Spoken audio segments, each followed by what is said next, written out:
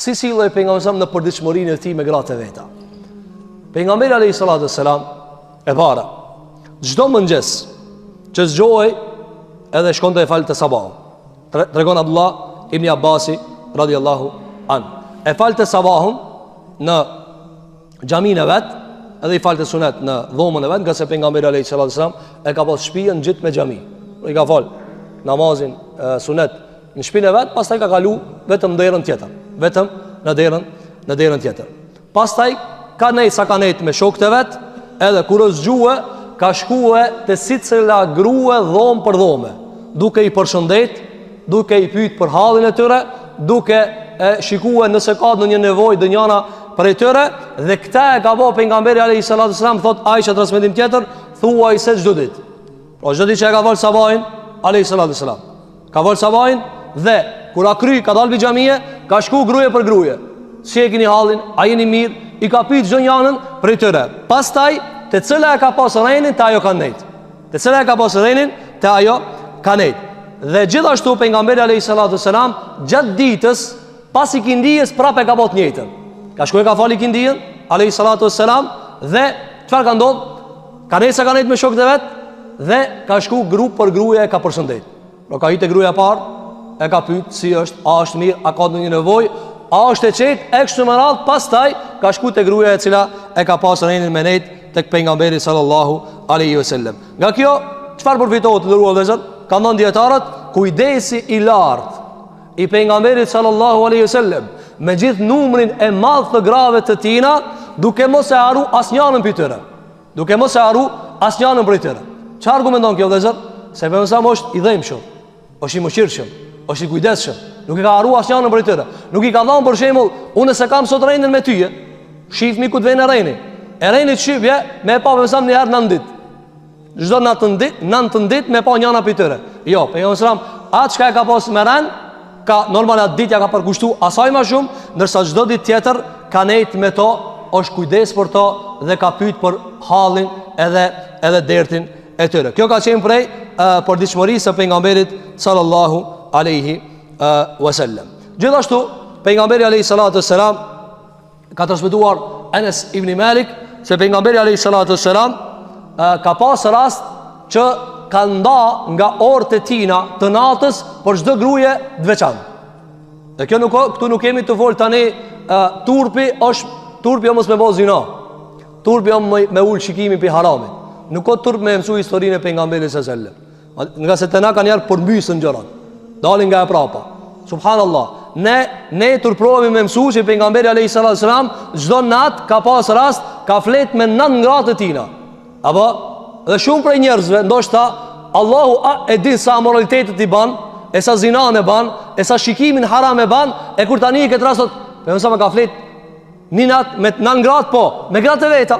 Me gratë e veta. Thot Anas ibn Malik radhiyallahu an, jemi lajmëruar se pejgamberi alayhi salatu wasalam e ka pas fuqinë e 30 burrave. E ka pas fuqinë e 30 burrave. Apo a mund të paramendosh një njeri i cili ka fuqinë e 30 burrave. Me gjithë këta pejgamberi alayhi salatu wasalam ka pas rast e ka bedeviu nomadi, e ka përkmishe, edhe e ka ngrejt, e ka tërheq, fuqishëm. Thot Anas ibn Malik, ja kum pa shenjat në fyt, ja ka bëhe shenjtu, edhe i ka thonë, berëm pare pi pareve të Allahit. Apo, a mund të paramendojë, ti mi pas takatin e 30 burrave. 30 veta me kap një njeri, që ngrejnë? Sa e ngrejnë? Sjetë piti kur gjo. Me gjitha ta, është këthi i qetë pejgamberi alayhi salatu wassalam, ka thonë, qka do? Ka thonë, berëm pare. I ka thonë sahabeve, jep një deri sa të knaqët. Edhe në fund i ka ndonë pare, edhe i ka thonë, tash a je i qetë? Ka thonë po. Edhe ka shkue. A mund të përnësht 30 burra me një vend? Qa kish mujtë një po? Mirë pa pësam nuk e ka përdor kur fuqinë e vetë në diçka e cila ka qenë hakitina. Andaj thot Anas ibn Malik, ka ndodhë që pejgamberi alayhi salatu wasallam, pra është lajmëruar se për një natë ka flet me 9 gratë e tina. Dhe kjo është vlerë për pejgamberin sallallahu alaihi wasallam dhe kujdes i veçantë për ta. Thot Ibn Hajar al-Asqalani, pse ka kallzuar nëse që ta? Nëse thot njëri, çish i bie se ai ka flet me 9 gra? A nuk është e turpshme me kallzu? A nuk është marrë na me ditë këta? Jo. Çka thot Ibn Hajar Asqalani? Jo. Kjo është për mrekullive ndaj pejgamberit sallallahu alajhi wasallam. Argument thot se tek arabët ka qenë e njohur se nëse njeri ka shumë gra, edhe u jep hakin si cilës prej tyre, i kanë thonë që kjo burr. Apo që kjo është burr. Dhe nëse me gjithë këta i shtohet agjërimi ti, i shtohet ibadeti ti, i shtohet se ka qenë komandant i shtetit. Pra për mësëm i ka pas në ngra, komandant i shtetit, i par i shtetit, pejgamber, kanë arë njerëzit për dit, kanë arë kanë lip fetfa, lip buk, lip pare. Çka s'kan lip të pejgamberi alayhi salatu wassalam? Te mësëm kanë arë dhe kur njani se ka dasht gruaja vet, e ka pas njani emrin Mughith. Apo edhe e ka pas një gruaje Gjerira. Ajo se ka dasht edhe u ka da. Ky ka dasht me lip. Ka dasht ta lipe. Edhe ka pa, pra ka ardhur te mësëm sikur, ja Rasulullah, e du filan çikën, po ajo s'u ka shkuar mësëm i ka thënë, këshyre me ki gjunaj, umit të ardhmas, martoje. Ka thonë, ja Rasulullah, a jetu ma ba obligim si pejgamber, a jetu propozue? Ka thonë, ja, unë obligim stavaj, jam të propozue. Çka argumenton kjo? Se te pejgamberi ka ardhur raste të çuditshme. Hajde marton ti mua. E kështu me radhë.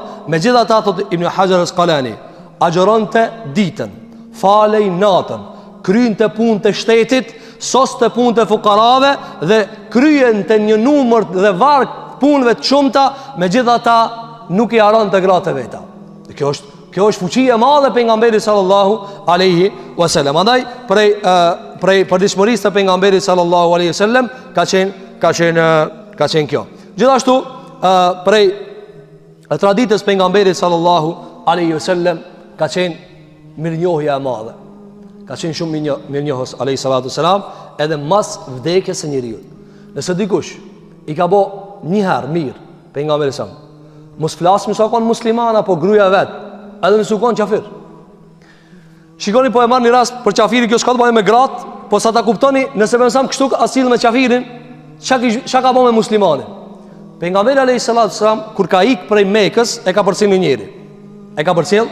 një njeri. Ky njeri u kon pagan. I ka një mu, ka qenë besnik. Edhe ka ndru jetë.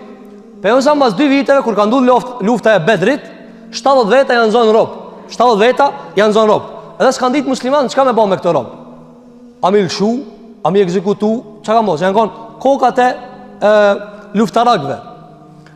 Për me kallëzu vlerën e ati personit i cili ka ndihmu pejgamberi s.a.s. kur ka ikë pi Mekës Medine, çka ka thonë?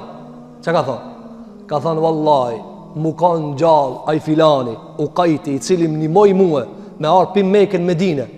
Aj ka dek pagan, ka dek pagan. Ka thonë edhe me pasarë që tu, me thonë shloj, liroj të shketo. Ato ka ndash me vrave nësëm. Nëse më kishtonë shloj, vallahi ja kisha shluë. Pse? Ka thonë për shpërblim dhe mirë njohje veprës tatina. Qo? Shpërblim. Mirë, nëse më nësëm që tu e ka bo me paganin, që ka bo me muslimanin? Që ka bo me muslimanën? Gruet pejgamberit alayhi salatu wasalam, normal se mirënjohja e tij dhe respekti i tij dhe ruajtja e namit të asaj ka qenë shumë e madhe.